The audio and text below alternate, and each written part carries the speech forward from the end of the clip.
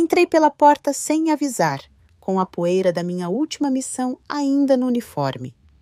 O que encontrei partiu meu coração. Meu filho, mal se agarrando à vida na UTI, cercado por máquinas que apitavam e um silêncio glacial.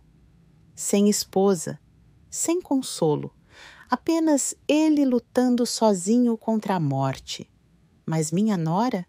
Ela estava a 5.000 quilômetros de distância, em um iate no Mar de Cortês, brindando com champanhe e dançando ao sol com seus amigos da alta sociedade, postando cada segundo glamouroso online.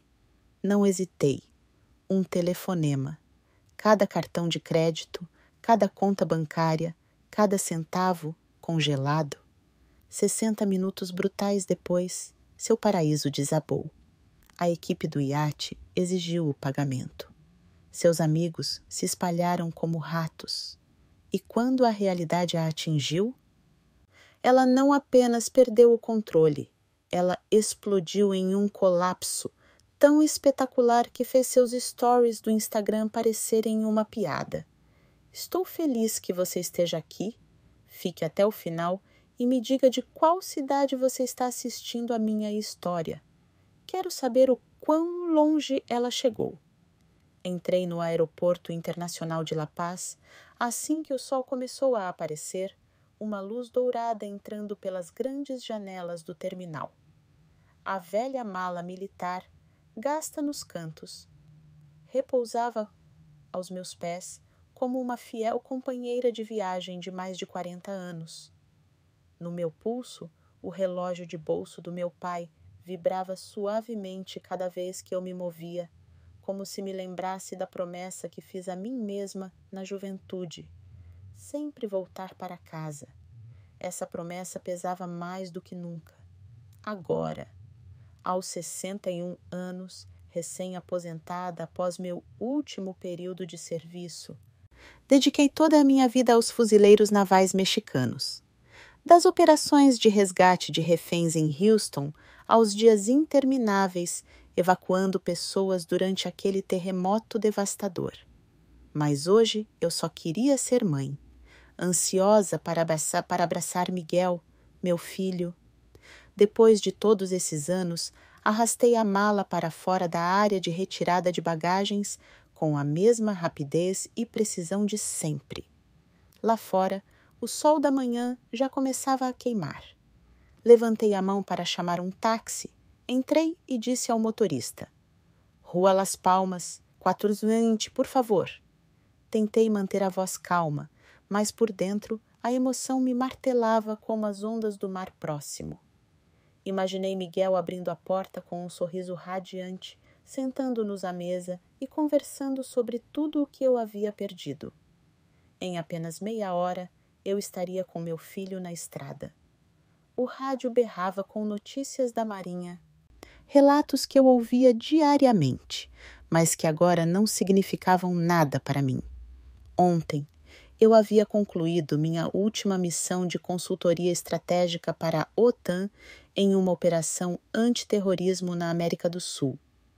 40 anos de carreira, desde impedir o contrabando de armas na fronteira até noites sem dormir na selva, ficaram para trás como memórias distantes. Olhei silenciosamente pela janela. O oceano azul se estendia infinitamente. As ondas brilhavam como se tentassem me arrastar de volta àqueles dias. Mas minha mente estava apenas em Miguel e na pequena casa onde eu havia depositado tantas esperanças. O táxi pegou a conhecida estrada costeira, onde as palmeiras ainda balançavam exatamente como no dia em que parti. Mas quando parou em frente à casa de Miguel, senti um aperto no peito. A casa estava escura. As cortinas estavam fechadas. Nenhuma luz acesa. Carreguei minha bagagem até a varanda, uma inquietação crescente dentro de mim. Toquei a campainha. O som ecoou no silêncio, sem resposta. Bati com mais força. E de novo, nada. Um silêncio estranho, como se a casa tivesse sido abandonada. Desci até o jardim e olhei ao redor. A caixa de correio estava cheia de panfletos amassados. Estavam empilhados no caminho como se ninguém a limpasse há muito tempo. Meu coração disparou. Uma sensação sombria apertou meu peito. Eu havia enviado dinheiro pontualmente para Miguel e Valéria, minha nora, para sustentar a família. Eu acreditava que tudo estava indo bem, que meu filho estava vivendo sem problemas. Mas agora, em frente àquela casa fria, eu me perguntava o que estava acontecendo.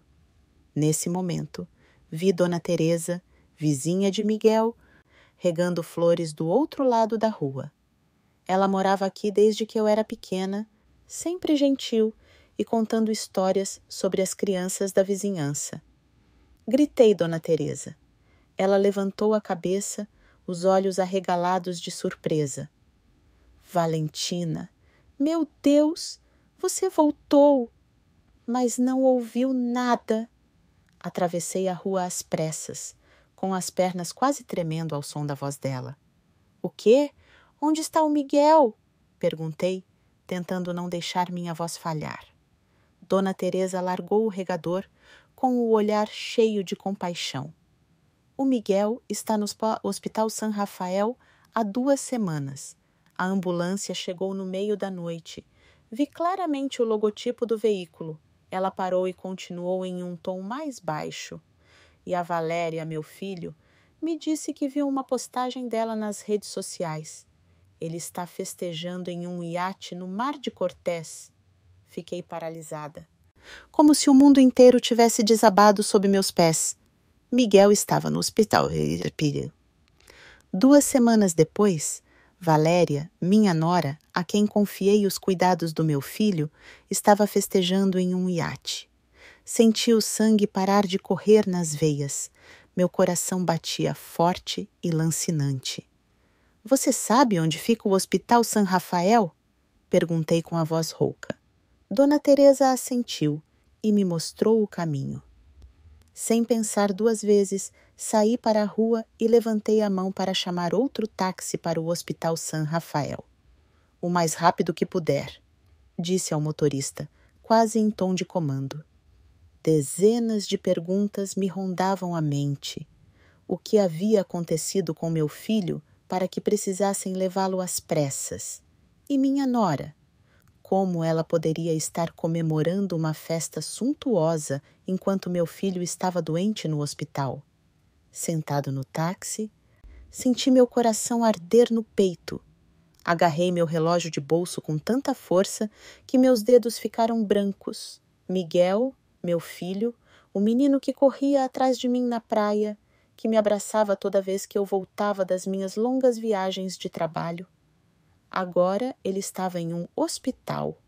E eu, a mãe que dedicara a vida a proteger o país. Eu nem sabia que meu filho precisava de mim. Eu me culpava pelos meses e anos, enviando apenas dinheiro, acreditando que isso bastava para que ele tivesse uma vida boa. Mas agora eu só queria estar com Miguel, vê-lo, saber que ele estava vivo, que estava bem. O táxi parou em frente à entrada do Hospital San Rafael e o sol do meio-dia me ofuscou. Paguei ao motorista, arrastei minha mala pela entrada e tentei controlar a respiração para não ceder ao pânico que ameaçava se alastrar. O saguão estava lotado, com vozes, passos e o alto-falante chamando por pacientes como música caótica. Fui direto para a recepção, onde uma jovem enfermeira revisava os arquivos. Estou procurando por Miguel Pérez, eu disse com a voz seca, como se cada palavra me custasse um esforço enorme. A enfermeira ergueu os olhos, me lançou um olhar rápido e rapidamente folheou alguns papéis. Você está na UTI, 5º andar, quarto 512. Ela respondeu em um tom mecânico, como se fosse apenas mais um anúncio de rotina. Não tive tempo de agradecer e corri para o elevador. Por favor, segure a porta, pedi quando estava prestes a fechar. Um homem de meia idade estendeu a mão para bloqueá-la e esperou que eu entrasse na cabine apertada. O cheiro forte de desinfetante me atingiu e tive que lutar contra a vontade de vomitar. Quando as portas se abriram no 5º andar, o corredor da UTI se estendeu frio e silencioso, interrompido apenas pelo bip constante dos equipamentos médicos. Caminhei rapidamente, minhas velhas botas militares batendo no chão de ladrilho. A porta do quarto 512 estava entreaberta e uma luz branca entrava por dentro, me fazendo hesitar por um segundo. Empurrei-a lentamente, como se tivesse medo de quebrar algo frágil. Miguel estava lá, na cama branca, cercado por tubos e máquinas. Seus olhos estavam fechados, seu rosto pálido, tão magro que quase não o reconheci. O respirador estava apertado sobre sua boca. Cada respiração era tão fraca que eu prendi a minha para ouvi-la. Meu coração afundou. Aquele não era o meu Miguel. Ele não era o garoto que correu atrás de mim na praia, nem o homem que me abraçava forte toda vez que eu voltava de uma viagem de trabalho. Ele era apenas uma sombra, uma versão despedaçada do meu filho.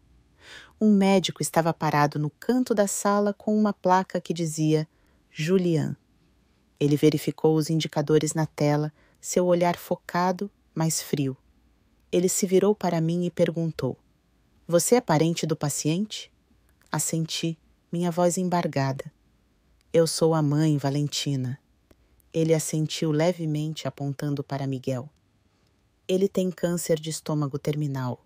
A situação é muito grave. Se tivesse sido tratado antes, talvez tivesse sido diferente." Sua voz era monótona, como se estivesse falando de um caso comum, mas cada palavra era uma facada no meu peito. "Câncer. Estágio terminal", repeti com a voz trêmula, mal acreditando no que estava ouvindo.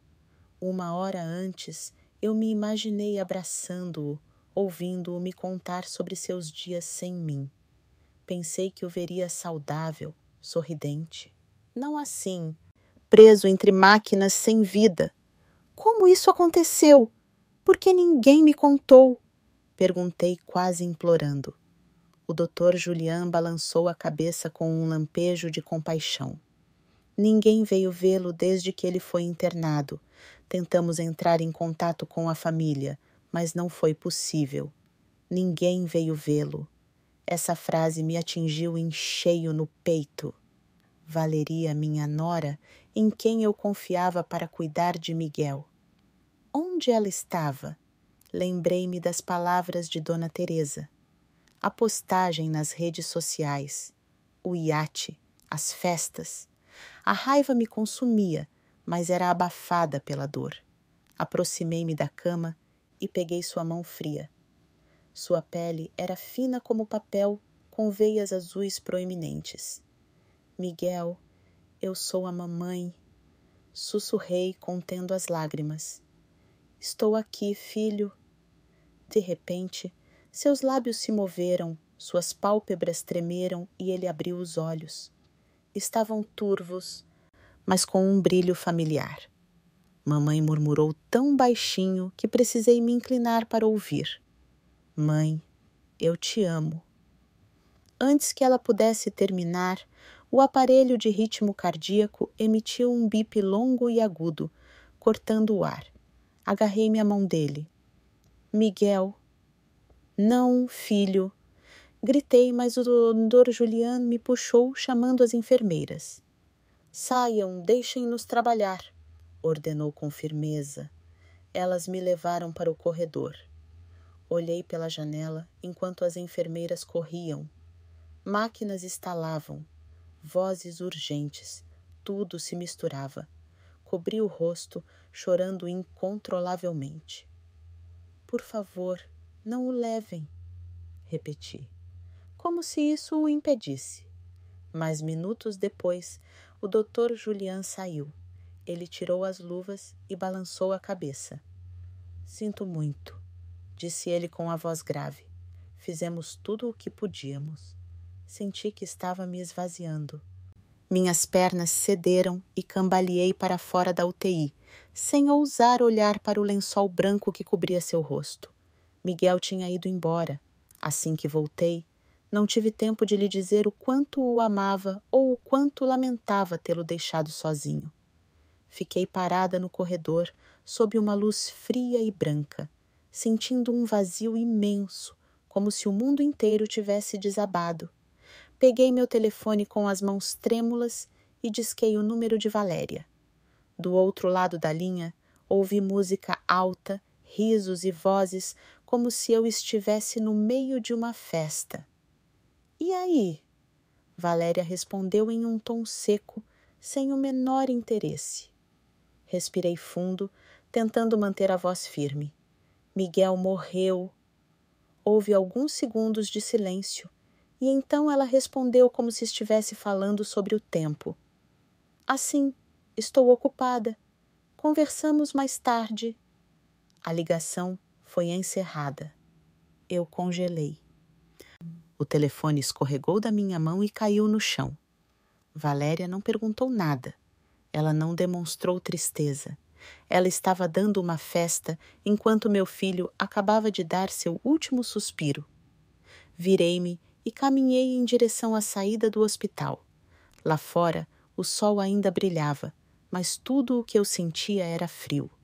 Um frio que me penetrava os ossos. Eu havia perdido Miguel e agora sabia que também havia perdido a fé na única pessoa que eu havia chamado de família. Valéria, em quem eu acreditava que cuidaria do meu filho, nos traíra da maneira mais cruel. Saí pela porta do hospital San Rafael. A luz do meio-dia me atingiu em cheio no rosto, mas tudo o que eu sentia era um vazio congelante por dentro. Minhas pernas estavam pesadas, como se cada passo fosse um esforço para não desabar. Não me lembro de quanto andei. Apenas que precisava chegar à administração para processar a certidão de óbito de Miguel. A palavra morte ecoava na minha cabeça como uma martelada, destruindo qualquer esperança restante.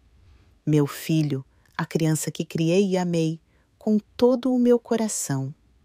Agora ele era apenas um pedaço de papel, um carimbo, um nome em um arquivo do hospital, na administração.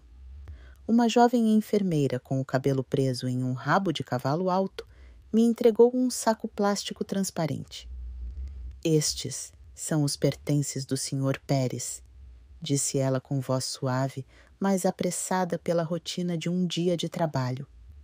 Peguei a bolsa com as mãos trêmulas e espiei através do plástico. Dentro estavam o relógio de Miguel, a carteira de couro surrada que eu lhe dera de presente de aniversário de 20 anos e seu celular com a tela arranhada. Abri a carteira na esperança de encontrar algo dele, um vestígio da vida que ele viveu, mas estava vazia. Restavam apenas seus documentos e uma foto antiga com os cantos amassados. Miguel e eu estávamos na praia. Ele era apenas um menino, com um sorriso radiante e uma pipa vermelha na mão. Apertei a foto contra o corpo, como se soltá-la fosse apagar as memórias do meu filho. Também pedi ao médico que me desse todo o histórico médico de Miguel. Outro médico? Não. O Dr. Julian entrou com uma pasta grossa na mão. Aqui está todo o histórico, disse ele, colocando a pilha de papéis sobre a mesa. Folheei as páginas, datas de internação, exames e o diagnóstico final. Câncer gástrico terminal com metástase. Parei. Minha visão ficou turva ao ler aquela linha. O médico, ao meu lado, baixou a voz. Se ele tivesse sido internado alguns meses antes, talvez tivesse vivido mais 1 ou 2 anos. Mas quando foi internado, seu estado já era grave demais. Assenti, sem palavras, sentindo o peito apertar por mais 1 ou 2 anos. Se eu estivesse em casa, teria prestado mais atenção nele. Se eu não tivesse deixado Valéria cuidar de tudo, Miguel teria tido uma chance. Quem é o contato principal, né? Perguntou a enfermeira de plantão ali perto, com a voz rouca. Ela verificou seu caderno e respondeu: Valeria Lopes. Ligamos e mandamos mensagens várias vezes, mas não conseguimos falar com ela. Fiquei paralisada, como se tivesse levado um tapa na cara. Valeria, a mesma para quem eu mandava dinheiro todo mês, a quem eu confiava para cuidar de Miguel. Ela não apareceu. Ele não só abandonou meu filho, como nem atendeu o hospital quando tentaram falar com ele. Cerrei os punhos, cravando as unhas nas palmas até que queimassem. Naquele momento, o celular de Miguel vibrou dentro de um saco plástico. A tela se iluminou com o nome Valéria. Olhei para aquele nome com o coração disparado. Parte de mim queria responder, gritar com ele, perguntar como ele podia ser tão cruel. Mas não o fiz. Não conseguia encarar sua voz fria. Não depois de tudo o que ele tinha passado. Deixei o telefone tocar até a tela ficar em branco. Então, enfiei o saco na bolsa e saí da secretaria. Fui ao necrotério para onde Miguel havia sido levado para prepará-lo para o funeral. O funcionário me entregou um documento pedindo que eu assinasse para a transferência para a funerária militar. Peguei a caneta, mas minha mão tremia tanto que a assinatura era um rabisco. Você está bem? Perguntou o homem, olhando para mim com preocupação. Assenti, mas sabia que não estava. Como poderia estar se tinha acabado de perder meu único filho? Terminei de assinar. Levantei-me e saí do necrotério, sentindo como se cada passo arrastasse uma pedra enorme. Ao sair do hospital, finalmente deixei as lágrimas caírem. Fiquei parada na calçada, o sol queimando meus ombros. Mas eu não sentia nada além de dor. Dor por Miguel, por ter suportado seus últimos dias sozinho, sem a mãe ao lado, sem ninguém para segurar sua mão. Eu me culpava pelos anos que passei absorta no trabalho, em minhas missões ao redor do mundo. Eu pensava que enviar dinheiro era suficiente, que Valeria cuidaria dele. Mas eu estava errada. O maior erro da minha vida foi deixar meu filho nas mãos de alguém como ela. Em meio à dor e ao remorso, a imagem de Valéria reapareceu, afiada e cruel. Lembrei-me de sua voz áspera ao telefone, da música alta, das risadas em um iate. Ela gastou meu dinheiro, o dinheiro que enviei para cuidar de Miguel, em luxos enquanto meu filho lutava contra a morte.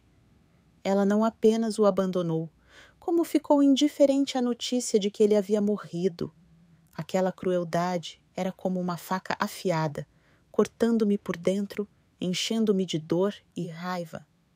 Eu queria gritar, confrontá-la, perguntar por que ela tratava Miguel daquele jeito, mas eu sabia que ainda não era a hora. Eu precisava manter a calma e fazer o que fosse melhor para o meu filho, mesmo que ele não estivesse mais aqui. Peguei meu telefone e disquei o número do tenente-coronel Javier Ortega, um velho amigo do Exército que agora trabalhava na Agência de Administração Financeira Militar. Javier, preciso te ver hoje, eu disse com firmeza, mesmo com lágrimas ainda escorrendo pelo meu rosto. Valentina, o que houve? Você está bem? Ele perguntou preocupado. Eu te aviso quando nos encontrarmos. Por favor, marque uma consulta urgente para mim. Javier concordou imediatamente e me pediu para ir ao seu escritório no final da tarde. Desliguei, sentindo como se tivesse acabado de encontrar um pequeno ponto de apoio na tempestade que me envolvia. Peguei um táxi e voltei para a casa de Miguel, na rua Las Palmas, 420. Sentado no banco, agarrei com força o relógio de bolso do meu pai, o mesmo que carreguei comigo por 40 anos. Era o símbolo da promessa de voltar para casa. Mas agora eu sabia que tinha voltado tarde demais. Em frente à porta de Miguel, senti o molho de chaves tilintar suavemente na minha mão enquanto procurava a chave certa. Meus dedos tocaram uma chave pequena e gelada. aquela que guardei todos esses anos, como um fio que me mantinha conectado ao meu filho. Abri a porta e um cheiro de mofo e confinamento me atingiu de frente, como se a casa tivesse sido esquecida há muito tempo. Liguei o interruptor e a luz amarelada iluminou uma sala de estar bagunçada. Taças de vinho com restos secos estavam espalhadas sobre a mesa. Poeira cobria a madeira e caixas vazias de fast food estavam empilhadas no chão. Fiquei paralisado, olhando ao redor. Esta tinha sido a casa de Miguel. O lugar onde eu pensava que meu filho vivia feliz com Valéria. Mas agora não era nada além de caos, assim como meu coração naquele momento. Arrastei minha mala, deixei-a ao lado do velho sofá e fui até a mesa de Miguel, no canto. Um envelope pardo estava entre papéis. Abri-o e senti meu coração disparar enquanto examinava as faturas, uma por uma. Uma delas dizia claramente aluguel de iate. Mar de Cortés, $50.000. Pago com o cartão de crédito de Miguel Pérez. A data era semana passada, bem quando Miguel estava na UTI. Virei para a próxima e meu sangue ferveu. Joias Cartier, $195.000, datada de 3 dias atrás. Agarrei o papel com tanta força que minhas unhas cravaram na palma da mão. Valeria tinha usado o dinheiro do meu filho. O dinheiro que enviei para cuidar dele, alugar um iate e comprar joias, enquanto Miguel lutava pela vida. Peguei meu celular, fotografei cada conta, cada valor, cada data e arquivei tudo cuidadosamente em uma pasta separada. Cada clique era como uma facada no peito. Mas eu não conseguia parar. Eu precisava de provas. Eu precisava da verdade para confrontar Valéria. Abri o aplicativo de videochamadas e disquei o número dela. A tela se iluminou, revelando Valéria em pé no convés de um iate com o mar azul profundo ao fundo e suas amigas rindo alto. Ela usava um vestido de seda com um enorme logotipo da Chanel no peito, óculos de sol caros e segurava um coquetel. Aquela imagem foi como um tapa na cara. "O que houve?"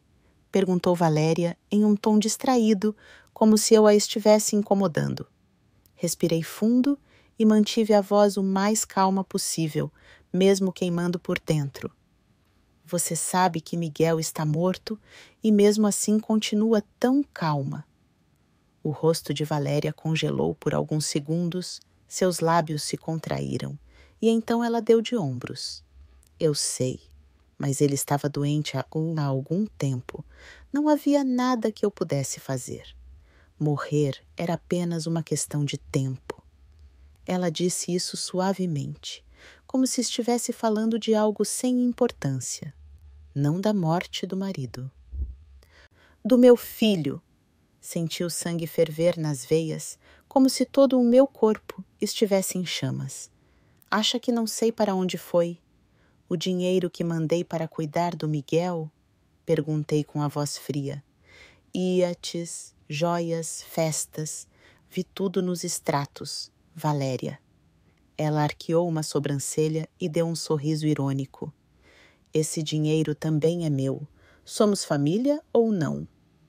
Essa frase foi como o golpe final. Família.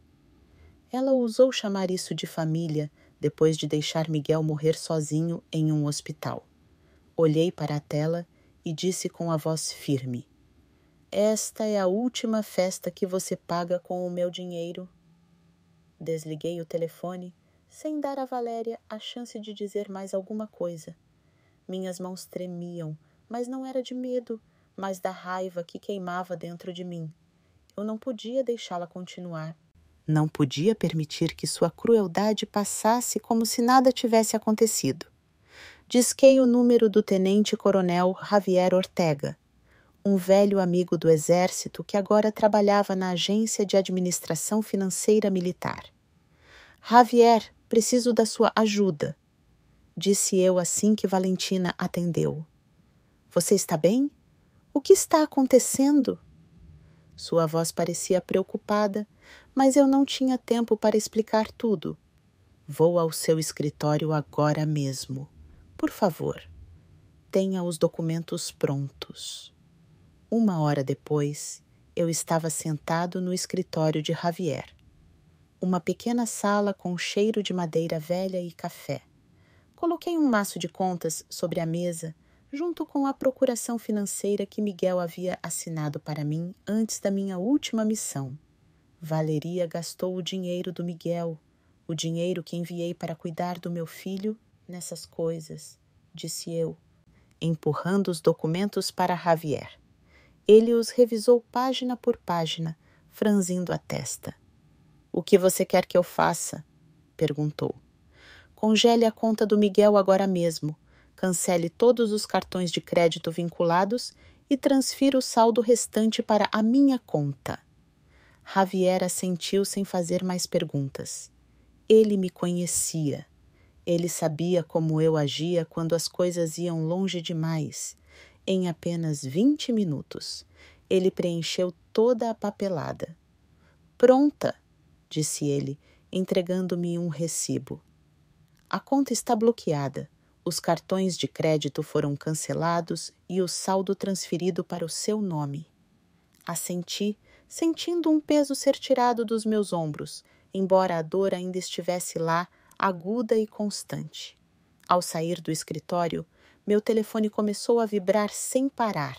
Valeria ligou várias vezes. Eu não atendi, mas as mensagens de texto e correios de voz começaram a chegar. Primeiro, sua voz estava cheia de raiva. Que diabos você fez com a conta? Acha que tem o direito de arruinar a minha vida? Depois, seu tom baixou, soando suplicante. Valentina, podemos conversar? Eu não queria fazer mal. Eu só precisava do dinheiro para sobreviver. Por favor, reabra a conta. Abra. Eu assinto. Ouvi cada mensagem, cada palavra, mas não senti um pingo de compaixão. Valeria não se desculpou por abandonar Miguel, nem mencionou meu filho. Ela só pensou em si mesma. Agarrei o relógio de bolso do meu pai. O metal gelado me lembrou de permanecer firme. Saí. O sol da paz ainda brilhava intensamente, mas dentro de mim uma tempestade rugia. Voltei para a casa de Miguel, determinada a encontrar mais evidências. Qualquer coisa que pudesse desmascarar Valéria. Em minha mente, eu continuava vendo Miguel na cama do hospital, sua mão fria e ouvindo sua voz fraca. Mãe, eu te amo. Eu não podia permitir que ele fosse embora em vão. Valéria teria que pagar não apenas pelo dinheiro, mas pela crueldade com que roubou meu filho. Seus últimos dias. Ele poderia ter vivido um pouco mais. Eu poderia tê-lo abraçado novamente, ouvido-o falar comigo com uma voz mais forte, não ter que receber seu corpo. No mesmo dia em que saí do serviço, quando meu coração ainda estava cheio de esperança. Abri a porta e entrei na casa de Miguel, agora uma casca fria do que um dia foi. Coloquei o saco plástico com os pertences do meu filho na mesa da sala de jantar. A luz fraca iluminava seu relógio de pulso e sua velha carteira de couro, lembrando-me da cruel realidade. Miguel havia sumido. Movi uma cadeira, sentei-me e abri o velho laptop militar que carreguei comigo durante todos aqueles anos de serviço. A tela se iluminou, lançando uma luz fria e azul sobre meu rosto. Respirei fundo, tentando não deixar minha mente afundar na dor que gritava dentro de mim. Não era hora de desmoronar. Eu precisava agir. Precisava proteger o que restava do meu filho. Acessei a conta bancária militar usando a autorização financeira de emergência que Miguel assinou para mim antes de eu partir para minha última missão. A confirmação da ordem de congelamento de conta, enviada por Javier Ortega, apareceu na tela. Revisei cada detalhe, certificando-me de que não havia brecha onde Valéria pudesse tocar no dinheiro de Miguel. Também ativei os alertas. Qualquer tentativa de saque seria imediatamente notificada no meu celular. Quando terminei, senti um pequeno alívio, como se tivesse acabado de erguer um muro de aço entre Valéria e o que pertence ao meu filho. Então, acessei os extratos bancários dos últimos 3 meses. Os números pareciam frios e claros, como uma acusação sem palavras. Uma série de despesas extravagantes. 80 mil dólares para uma fortuna da festa.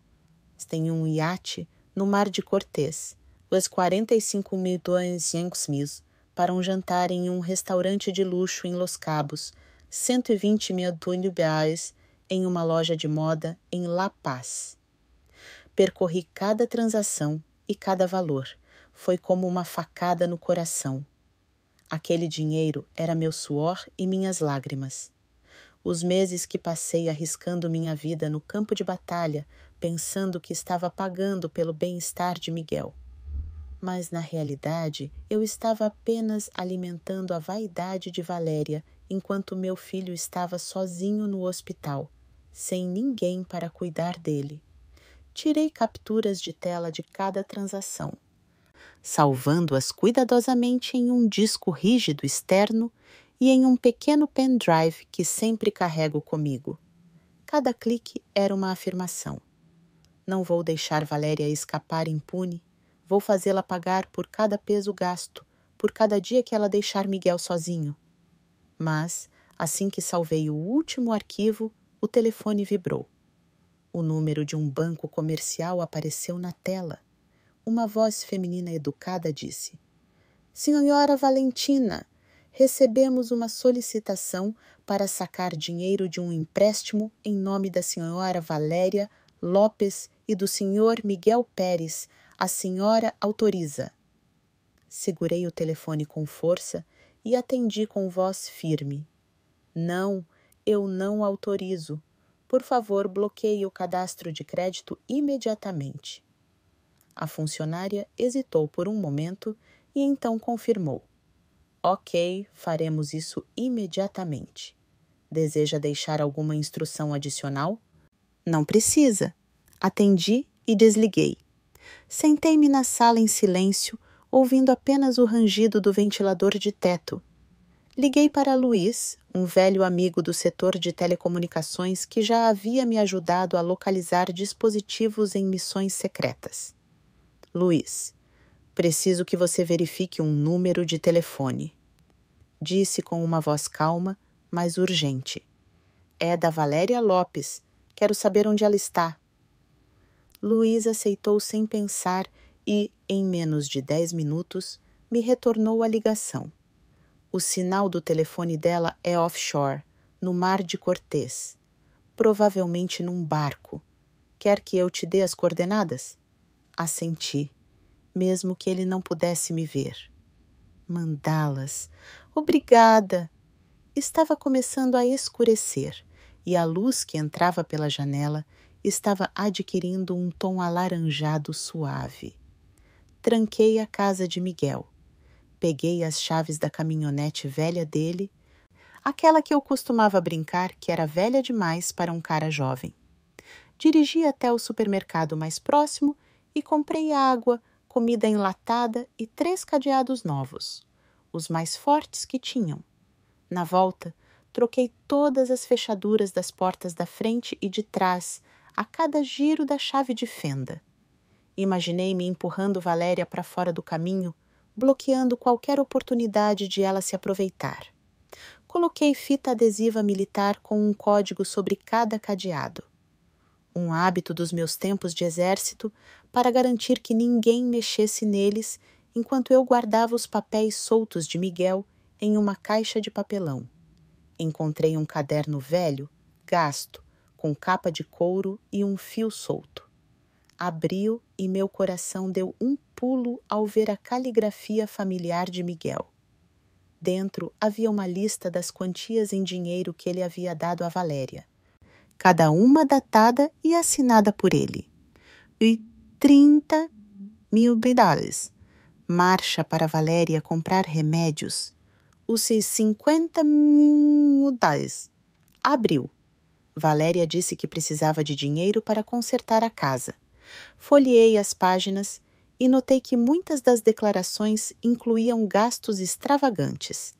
Valéria não só gastou meu dinheiro, como também enganou Miguel, fazendo-o acreditar que ela o estava usando para cuidar da família. Afundei-me na cadeira com o caderno nas mãos, sentindo como se tivesse acabado de encontrar a última peça do quebra-cabeça. Não eram apenas provas, era a história do meu próprio filho, uma história de traição que ele nunca chegou a contar. Passei a mão pela página, com lágrimas escorrendo pelo meu rosto.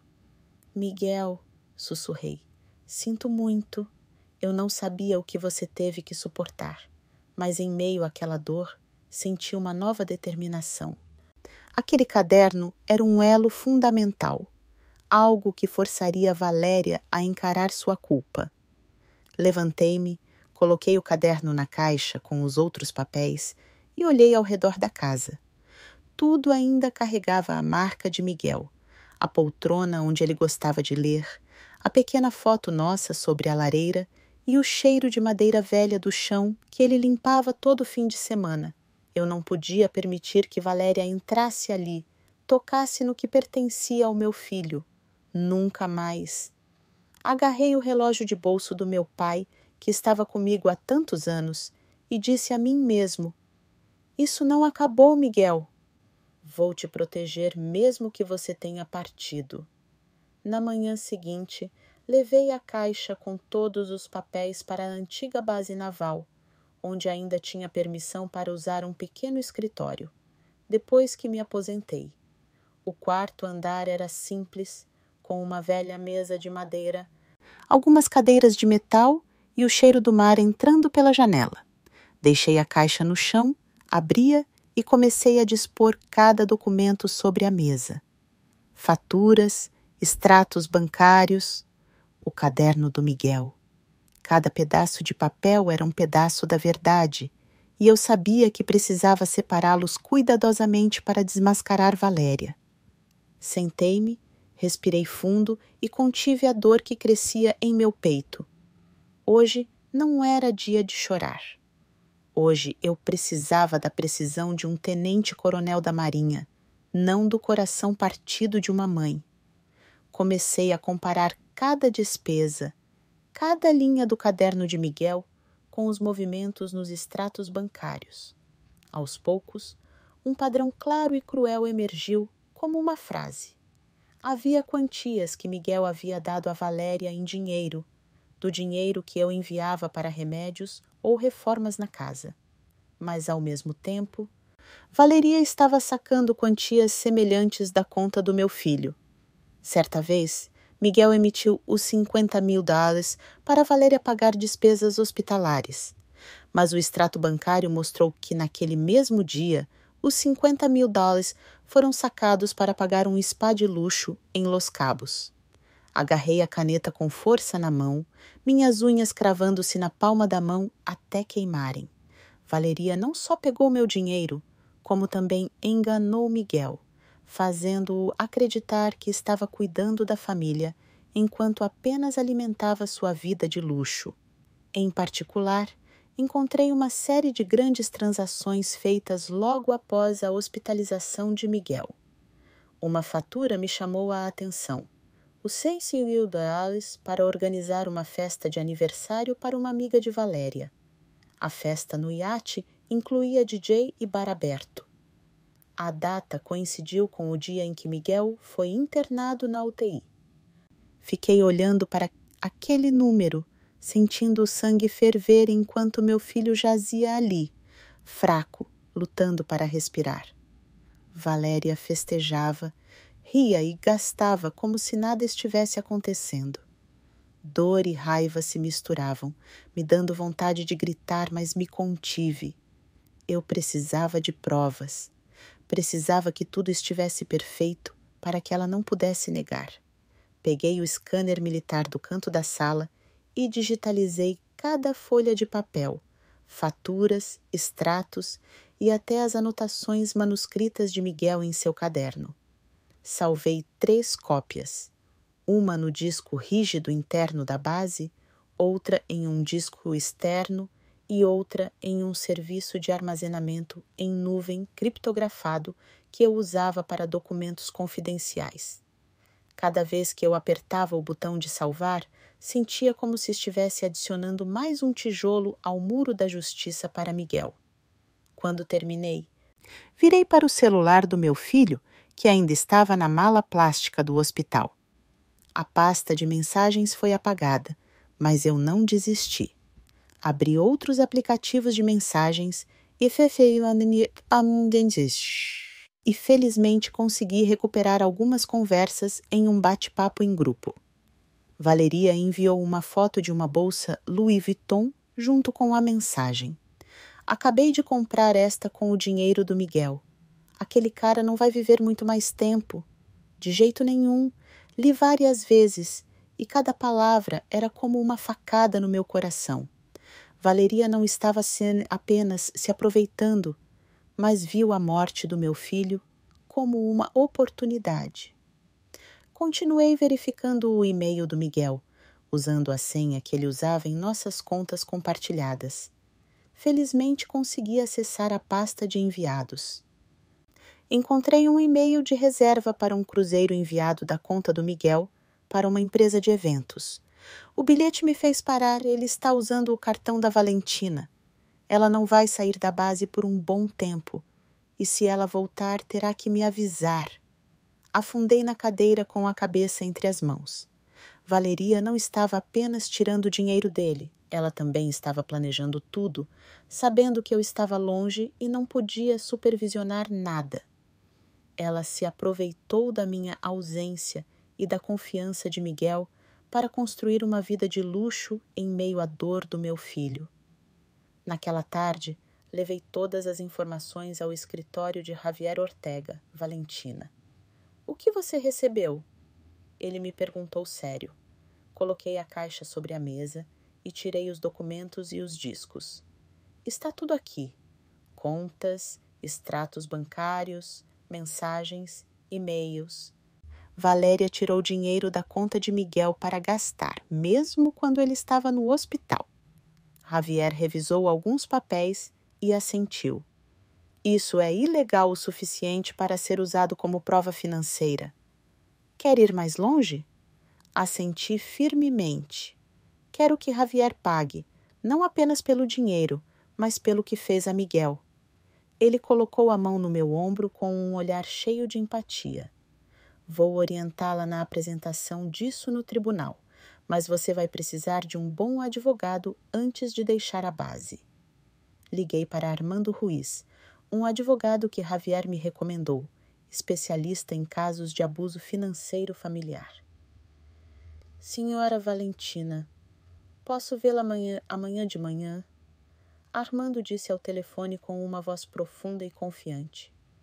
"Traga todas as provas. Vamos analisá-las cuidadosamente." Aceitei, sentindo que finalmente havia encontrado um aliado naquela luta. "Obrigado", respondi e desliguei. Senti-me um pouco mais leve, embora a dor ainda estivesse lá. Naquela noite voltei para a casa de Miguel. Tranquei-a, o vento do mar batia forte contra a janela, trazendo o som das ondas, mas dentro de mim havia um silêncio cortante. Sentei-me na sala de estar. Coloquei todos os documentos lacrados sobre a mesa.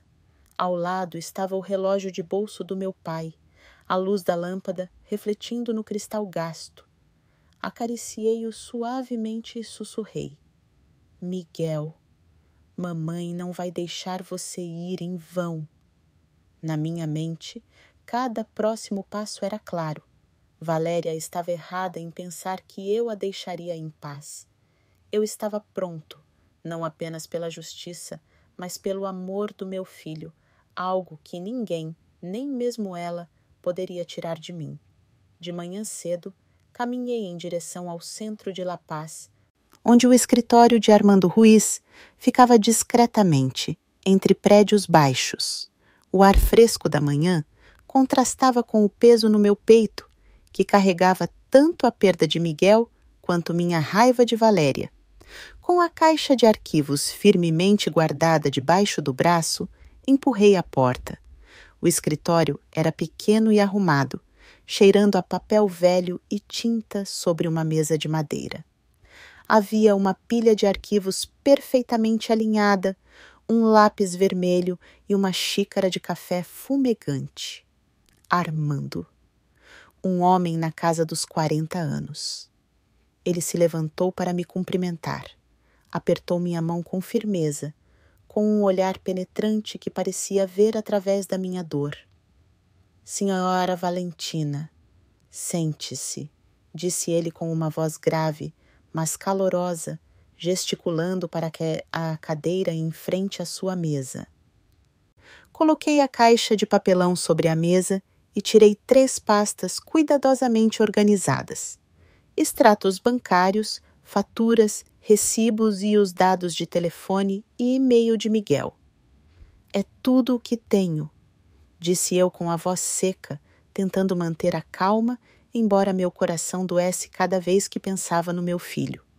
Armando assentiu, abriu a primeira pasta e folheou rapidamente cada página.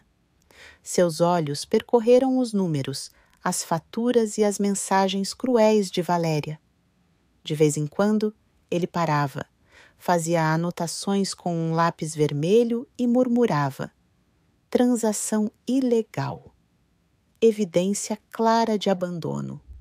Fiquei ali, observando-o trabalhar, sentindo como se estivesse colocando um pedaço da minha alma nas mãos de um estranho, esperando que ele me ajudasse a fazer justiça por Miguel.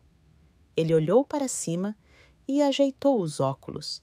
Ele tem a procuração financeira. Ele a trouxe.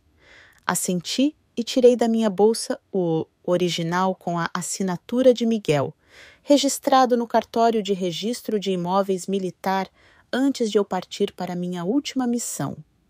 Armando examinou-o cuidadosamente e assentiu com satisfação. Ótimo, esta é a chave para controlarmos seus bens. Ele continuou revisando o arquivo. Deteve-se na fatura do aluguel do iate e nas mensagens de Valéria sobre a bolsa Louis Vuitton.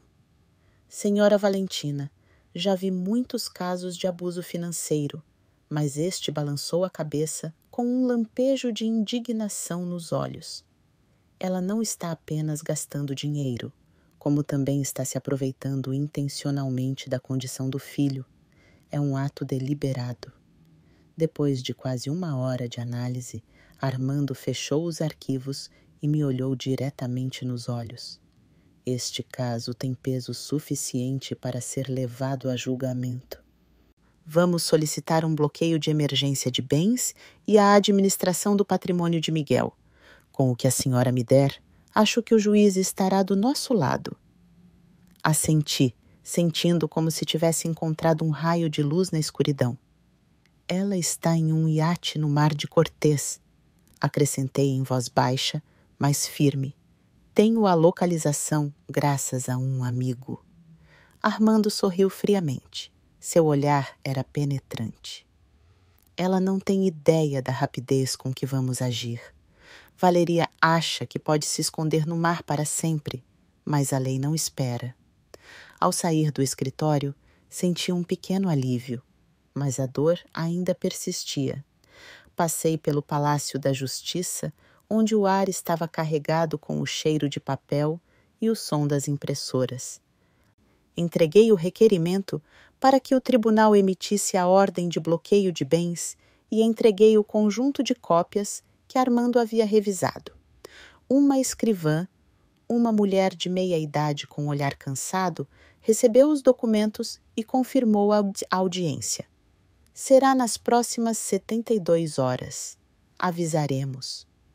Assenti. Agradeci e fui embora. O sol tranquilo batia forte, mas eu só sentia frio. Tudo o que eu fazia era por Miguel. mas cada passo me lembrava de que ele não estava mais ali. À tarde, fui à funerária militar para finalizar os preparativos do sepultamento de Miguel. O uniforme que eu havia feito para ele já estava pronto. Um uniforme militar azul escuro, igual ao que eu usava quando era jovem. O gerente da funerária, um veterano de guerra, colocou a mão no meu ombro. Ele será enterrado com todas as honras. Tenente Coronel Valentina, disse ele com uma voz grave e triste. Assenti, sem palavras, olhando para o uniforme dobrado sobre a mesa, a pequena medalha brilhando à luz.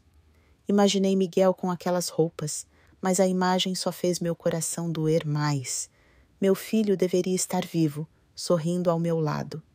Quando voltei para a casa de Miguel, já estava escurecendo.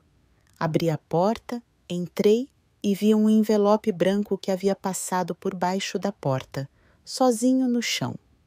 Peguei-o, abri e encontrei um bilhete escrito à mão com a letra de Valéria. Valentina. Podemos resolver isso entre nós. Preciso de dinheiro para pagar dívidas. Por favor, não leve as coisas tão longe. Li novamente. Cada palavra era como um tapa na cara. Não pedia perdão. Não mencionava Miguel, nem uma única palavra de dor. Era tudo sobre dinheiro. Como se a morte do meu filho fosse apenas um pequeno obstáculo em sua vida de luxo. Dobrei a carta, coloquei-a no arquivo de provas e não respondi. Valéria não merecia uma palavra minha. Na manhã do julgamento, fiquei em frente ao espelho na casa de Miguel, vestindo o uniforme azul marinho que eu não tocava há anos. As medalhas no meu peito brilhavam à luz, cada uma delas trazendo uma história dos meus dias servindo ao país. Mas hoje eu não as estava usando para receber a glória. Eu as estava usando para enfrentar Valéria, para exigir justiça para meu filho. Alisei meu cabelo, agarrei o relógio de bolso do meu pai e saí. A brisa do mar soprava, trazendo o sabor salgado da paz, mas por dentro eu carregava apenas uma determinação fria. O tribunal era espaçoso. A luz branca das luzes de neon caía fazendo tudo parecer nítido e frio. O cheiro de madeira velha e úmida dos bancos enchia a sala como se o tempo tivesse parado ali. Entrei com o arquivo agarrado ao peito, Armando Ruiz ao meu lado, seu olhar penetrante, mas sereno, do outro lado. Valeria já estava sentada, usando um vestido Gucci justo, o cabelo cuidadosamente enrolado na mão. O iPhone mais novo tinha maquiagem pesada e delineador bem marcado, mas eu podia ver a falsidade na maneira como ela abaixava a cabeça, tentando parecer cansada. Todos no tribunal sabiam que ela estava fingindo, mas ela insistia em parecer uma vítima. O juiz, um homem de meia idade com o rosto sério, sentado em posição ereta, pediu que ambos os lados apresentassem seus argumentos. Armando se levantou e colocou o grosso arquivo sobre a mesa, cada sessão organizada como uma acusação perfeita. Meritíssimo, temos evidências claras de abuso financeiro e negligência das responsabilidades familiares por parte da senhora Valéria Lopes em relação ao seu marido, o senhor Miguel Pérez. Ele começou com voz firme. Começou a mostrar na tela grandes extratos bancários com despesas de luxo, iates, restaurantes exclusivos, joias caras. Depois, faturas duplicadas, comprovando que Valéria estava sacando dinheiro da conta de Miguel, mesmo depois de ele já ter lhe dado o dinheiro. Por fim, projetou fotos nas redes sociais de Valéria sorrindo em um iate, erguendo uma taça de coquetel enquanto Miguel estava na UTI, a poucos quilômetros de distância. Fiquei ali sentado, observando cada imagem, cada uma como uma facada no meu coração. Lembrei-me da voz fraca de Miguel. Mãe, eu te amo. E então, o longo bip do monitor de frequência cardíaca. Valeria não só levou o dinheiro, como também levou os últimos dias de vida do meu filho, dias que ele poderia ter vivido, se ao menos tivesse recebido os devidos cuidados. Cerrei o punho, cravando as unhas na palma da mão, contendo as lágrimas no tribunal. O advogado de Valéria, um jovem de terno brilhante, levantou-se para responder. Meritíssimo, essas despesas são um direito legal da senhora Lopes, como esposa do senhor Pérez.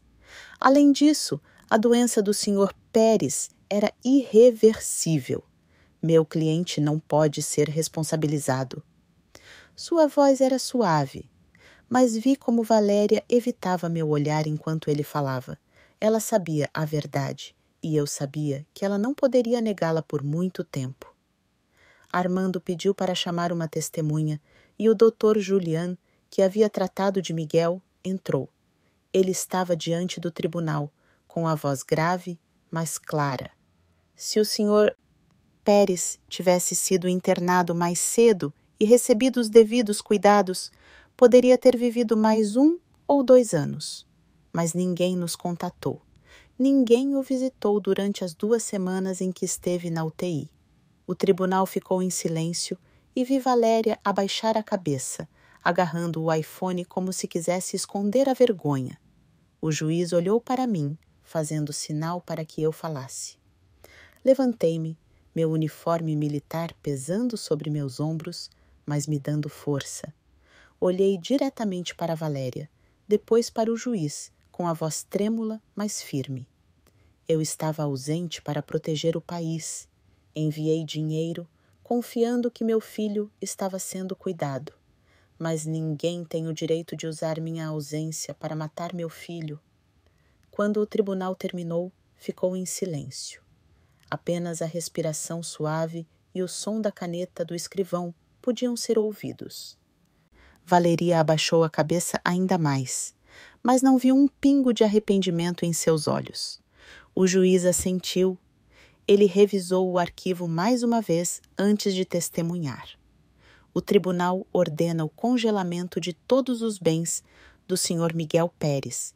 A administração provisória do espólio está agora nas mãos da senhora Valentina Pérez. A senhora Valéria Lopes está proibida de acessar os bens e a casa do senhor Pérez até novo aviso. O golpe do martelo ressoou forte e firme, como um ponto final no inferno que Valéria havia causado. Valeria se levantou de um salto, com o seu rosto vermelho, gritando: "Você vai se arrepender, Valentina! Você não pode fazer isso comigo!" Sua voz estridente ecoou pelas paredes, mas os oficiais de justiça se aproximaram rapidamente, pedindo que ela saísse do tribunal. Observei enquanto ela era levada. Seu vestido Gucci escorregou pela porta. E pela primeira vez, senti que uma medida de justiça havia sido feita. Mas isso não aliviou a dor. Miguel não voltaria, e a crueldade de Valéria permaneceu como uma cicatriz que nunca cicatrizaria em meu coração. Juntei os documentos, coloquei-os cuidadosamente na minha pasta e saí do tribunal. O sol do meio-dia em La Paz brilhava intensamente, refletindo no meu uniforme e fazendo minhas medalhas brilharem. Mas não senti orgulho nem triunfo. Senti apenas um alívio silencioso, como se tudo o que eu tivesse feito me tivesse permitido cumprir a promessa feita a Miguel, mesmo que ele não estivesse mais aqui para ver. Quando o julgamento terminou, eu sabia que não tinha tempo para descansar ou deixar a dor me dominar. Miguel havia partido, mas eu precisava fazer algo para manter seu legado vivo, para que o que ele sofreu não fosse em vão. Fui direto ao banco, levando a ordem judicial até o guichê. Preenchi a papelada para obter o controle total dos bens de Miguel do funcionário do banco. Uma mulher de meia idade, com uma expressão gentil, revisou os documentos e disse: "Senhora Valentina, tudo foi transferido para o seu nome. Como a senhora quer lidar com esse dinheiro?" Respirei fundo, com a voz firme. "Quero dividir em 2, uma parte para minha conta pessoal, a outra para criar um fundo. Liguei para o fundo. O Fundo Miguel, uma organização sem fins lucrativos registrada no Ministério do Desenvolvimento Social do México, foi fundado naquela mesma semana. A ideia me ocorreu enquanto eu estava no necrotério, olhando para o traje funerário de Miguel. Eu queria que o nome do meu filho se tornasse um símbolo de esperança para aqueles que lutavam contra a doença que Miguel não conseguiu superar. Entrei em contato com o Hospital San Rafael e outros centros médicos, pedindo uma lista de pacientes com câncer que haviam sido abandonados ou que não podiam arcar com suas despesas médicas. Um médico de San Rafael, que havia cuidado de Miguel, pegou minha mão e disse: "A senhora está fazendo algo muito valioso, senhora Valentina. Vou ajudá-la no que puder." Só na primeira semana, o Fundo Miguel cobriu o custo dos medicamentos de 12 pacientes. Também assinei um contrato de longo prazo com uma clínica móvel para levar serviços médicos a áreas remotas do México, onde pessoas como Miguel haviam sido esquecidas. Certa manhã, dirigi até o Hospital Provincial de Sonora, a poucas horas de La Paz, para revisar a lista de pacientes que o fundo estava atendendo. O ar no hospital era sufocante. O cheiro de desinfetante e o som familiar das máquinas apertaram meu coração, lembrando-me dos últimos dias de Miguel. Ao entrar na ala de oncologia, vi um menino sentado, encolhido na cama, agarrando um bicho de pelúcia desgastado com seus grandes olhos, olhando pela janela. Ele parecia ter uns 8 anos, magro, com a pele pálida da quimioterapia. O médico me apresentou. Este é Diego. Ele perdeu os pais em um acidente de carro. Ele tem leucemia e mora sozinho neste quarto. Aproximei-me, sentei-me ao lado da cama e sorri gentilmente. Oi, Diego. Eu sou Valentina. O que você está fazendo?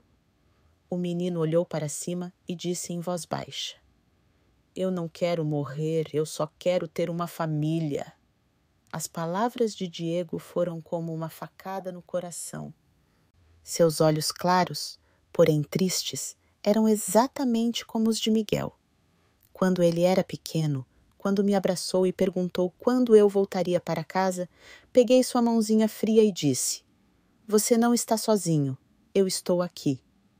O médico comentou que Diego tinha chances de recuperação se recebesse tratamento contínuo e os devidos cuidados.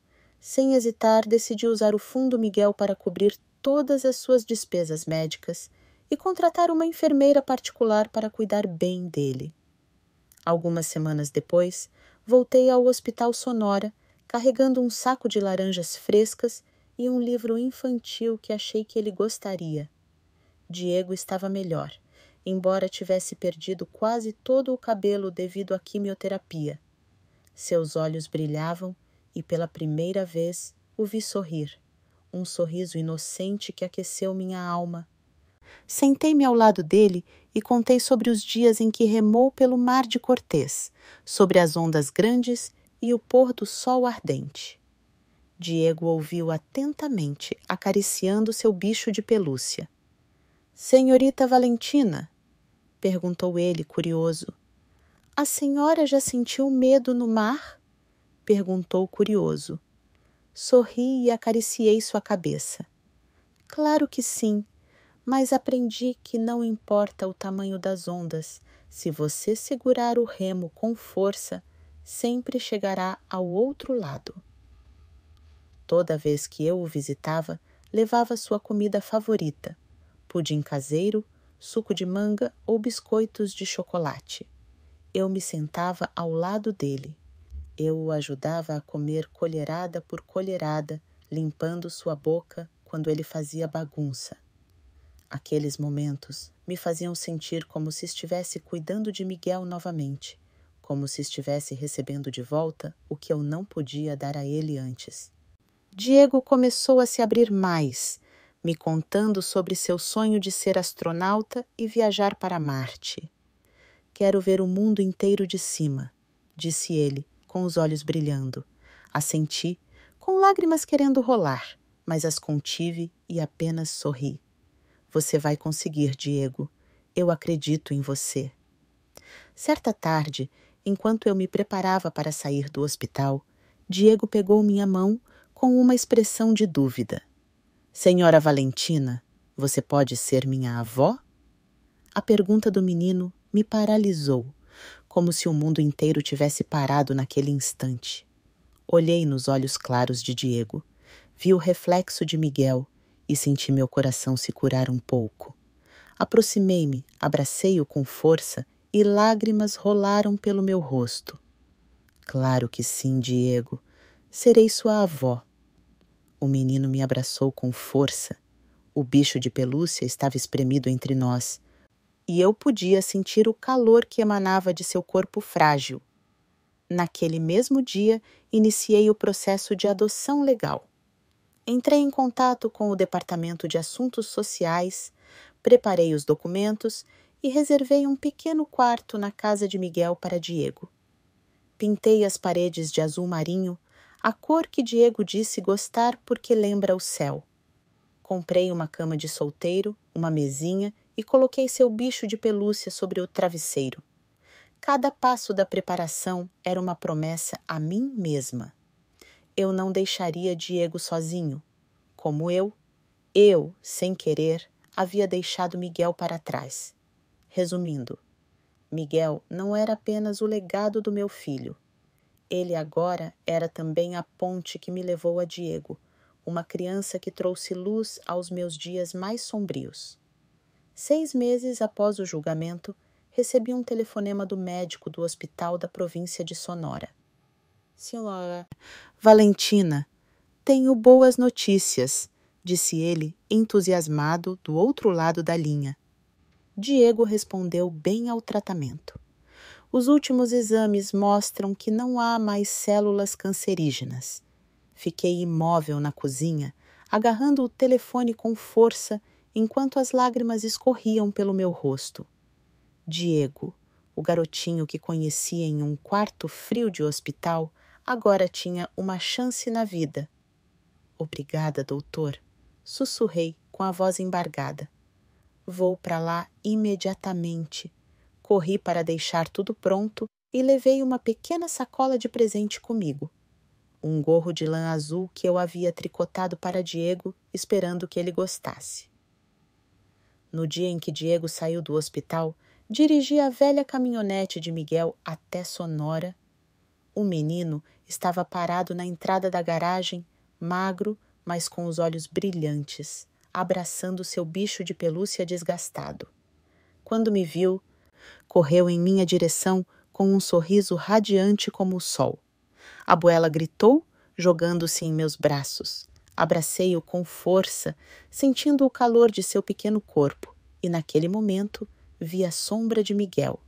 Vamos, neto, eu disse, acariciando sua cabeça. Vamos para casa. Entramos na caminhonete. O som do mar de Cortês vinha de longe e o cheiro familiar e salgado entrava pela janela. A casa de Miguel agora se tornara um lar para nós dois. O primeiro jantar em casa foi simples, mas quentinho. Preparei tacos, o prato favorito de Diego, com carne moída e molho de tomate caseiro. Diego colocou cuidadosamente seu bicho de pelúcia ao lado do porta-retratos de Miguel sobre a lareira. Então, ele me olhou timidamente e perguntou: Você acha que o tio Miguel me amaria? Sorri e coloquei a mão em seu ombro. Claro que sim, Diego. O tio Miguel ficaria muito orgulhoso de você. O menino assentiu. Seus olhos brilharam e ele voltou à mesa para dar uma grande mordida em seu taco, rindo quando o molho chegou ao seu queixo. Limpei sua boca, sentindo uma alegria pequena, mas real, como se estivesse revivendo os dias juntos com Miguel. Nas semanas seguintes, comecei a transformar a casa para que fosse realmente um lar para Diego e eu. Pintei a sala de estar de areia, um tom quente que pensei que traria frescor. No terraço, plantei buganvílias, com suas flores vermelhas balançando ao vento do mar. No quintal, coloquei uma rede nova onde Diego gostava de se deitar para ler ou assistir ao pôr do sol. Coisas de Miguel. Livros, roupas, algumas fotos. Guardei tudo cuidadosamente em um armário de madeira. Não para esquecê-las, mas para manter a memória do meu filho intacta. Toda vez que eu abria o armário, eu tocava em sua jaqueta favorita e sussurrava: "Você ainda está aqui, certo?" Continuei administrando o Fundo Miguel, expandindo suas atividades para as áreas montanhosas de Oaxaca e Chiapas. O fundo ajudou dezenas de pacientes com câncer a receber tratamento precoce. Pessoas que conheço que, sem essa ajuda, poderiam ter tido o mesmo destino que Miguel. Diego costuma sentar-se ao meu lado à mesa, fazendo lição de casa ou desenhando. Ele me desenhou em um uniforme militar. Ao lado dele, com o azul profundo do Mar de Cortês atrás. "Somos você e eu, vovó", disse Diego, entregando-me o desenho com os olhos brilhando de orgulho. Abracei-o, sentindo meu coração se curar lentamente em momentos como aquele. Uma vez por mês, levo Diego para participar do grupo de voluntários do Fundo Miguel, que me leva de vizinhos a comunidades distantes e fornece comida. Diego se integrou rapidamente, correndo com outras crianças e distribuindo presentes com um sorriso radiante. "Vovó Valentina, posso trazer mais doces da próxima vez?" perguntou ele, segurando um pacote de biscoitos que acabara de me entregar. "Claro, mas você precisa pedir permissão à vovó primeiro", respondi com uma piscadela enquanto o observava rir e brincar. Senti uma parte de Miguel voltar à vida, como se meu filho estivesse nos observando e sorrindo de algum lugar. Comecei a me inscrever no clube de caiaque para idosos em Puerto de La Paz. Todas as manhãs, bem cedo, eu remava sobre pequenas ondas, sentindo a água fria, tocando minhas mãos, relembrando os dias de treinamento no mar. Mas agora eu remava por prazer, pela paz que eu pensava que nunca mais encontraria. Às vezes, Diego sentava na praia, acenando para mim e gritando: "Rema mais rápido, vovó! Um peixe está te seguindo!" Eu ria alto, sentindo meu coração mais leve a cada dia. Todas as tardes, Diego e eu íamos à pequena horta atrás da casa. Ele plantava tomates e eu cultivava ervas. Na primeira temporada, colhemos uma cesta cheia e naquela noite, Diego me ajudou a cozinhar macarrão com um molho de tomate fresco. "É melhor que tacos, vovó", exclamou ele com a boca cheia de molho. Eu sorria enquanto acariciava sua cabeça, sentindo uma felicidade simples que nunca pensei que sentiria novamente. De vez em quando, o advogado Armando ligava para me avisar que Valéria ainda estava tentando processar ou reivindicar a propriedade. Ela acabou de entrar com outra ação, mas o juiz negou, disse Armando calmamente. "Não se preocupe, está tudo sob controle." Assenti ao telefone sem responder a nenhuma das mensagens de Valéria. Ela não fazia mais parte da minha vida, e eu não queria perder um segundo pensando nela. Certa manhã, Diego chegou correndo da escola com um diploma de orador da turma na mão e um sorriso radiante como o sol. "Vovó Valentina, tirei a nota mais alta da turma", disse-me ele, saltitando pelo jardim. Eu estava sentada na minha cadeira de madeira de sempre, segurando o relógio de bolso do meu pai, a luz refletindo no vidro gasto. "Muito bem, Diego", disse eu, abraçando-o enquanto o observava correr e dar sua risada inocente, misturando-se ao som das ondas. Eu sabia que Miguel ainda estava aqui, em cada batida do coração desta nova vida que estou protegendo. Naquele mesmo dia, pendurei uma nova foto na parede, bem ao lado daquela que tenho com Miguel.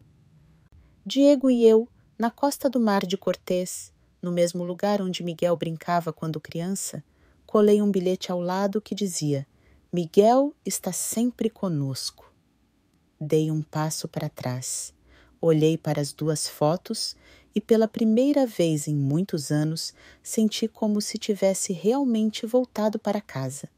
Não para uma casa feita apenas de tijolos e madeira, mas para um lar de amor, de esperança, aquele que Diego e eu estamos construindo juntos e onde Miguel viverá para sempre em nossos corações. A história que estamos contando é fictícia, mas é baseada em alguns eventos reais. Nomes e locais foram alterados para proteger as identidades dos envolvidos. Não estamos contando isso para julgar, mas na esperança de que alguém ouça e pare para pensar. Quantas mães estão sofrendo em silêncio dentro de suas próprias casas? Estou realmente curiosa. Se você fosse eu, o que faria? Você escolheria permanecer em silêncio para manter a paz? Ou você ousaria enfrentar tudo para recuperar sua voz? Quero saber o que você pensa, porque cada história é uma vela que pode iluminar o caminho de outra pessoa. Deus sempre abençoa, e eu acredito firmemente que a coragem nos leva a dias melhores. Enquanto isso, na tela final, deixo vocês com duas das histórias mais queridas do canal. Garanto que eles vão te surpreender. Obrigado por ter chegado até aqui.